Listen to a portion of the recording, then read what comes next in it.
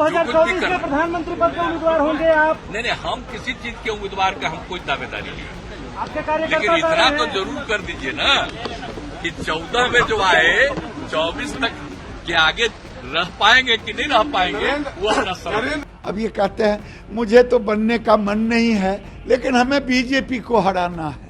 वहाँ गठबंधन के लोग नारा लगा रहे प्रधानमंत्री नीतीश कुमार हो। अरे नहीं, मना करते हैं सबको कि हमारी कोई इच्छा नहीं। अब ये कहते हैं मुझे तो बनने का मन नहीं है, लेकिन हमें बीजेपी को हराना है। विश्वास करना जरा मुश्किल हो रहा है कि नीतीश कुमार की मिमिक्री करते ये केंद्रीय मंत्री गिरिराज सिंह हैं या कोई मिमिक्री आर्टिस्ट। 70 साल के गिरिराज सिंह नीतीश कुमार की बेवफाई से इस कदर खफा हैं कि सरेआम नीतीश की बच्चों की तरह नकल उतारने पर आमदा हो गए। दरअसल जब से नीतीश कुमार बीजेपी का हाथ छोड़कर महागठबंधन के पाले में गए हैं, तब से बीजेपी की झुंझलाहट छुपाए नहीं छुप रही है।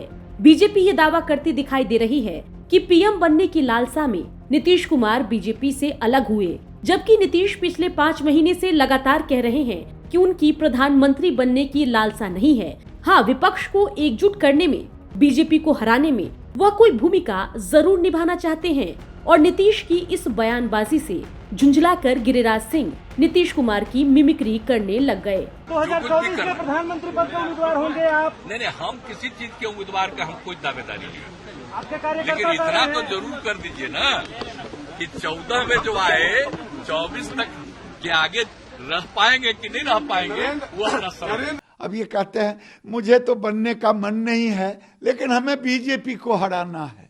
वहाँ गठबंधन के लोग नारा लगा रहे प्रधानमंत्री नीतीश कुमार हो। अरे नहीं, मना करते हैं सबको कि हमारी कोई इच्छा नहीं। अब ये कहते हैं मुझे तो बनने का मन नहीं है, लेकिन हमें बीजेपी को हराना है। नीतीश कुमार ने जब से बीजेपी के नीचे से सत्ता वाली कुर्सी खींचकर तेजस्वी से हाथ मिलाया है, तब से बीजेपी झुंझलाई हुई है। ताजा उदाहरण आपने देखा किस तरीके से गिरिराज सिंह कैमरे के सामने ही नीतीश की नकल उतारने लग गए।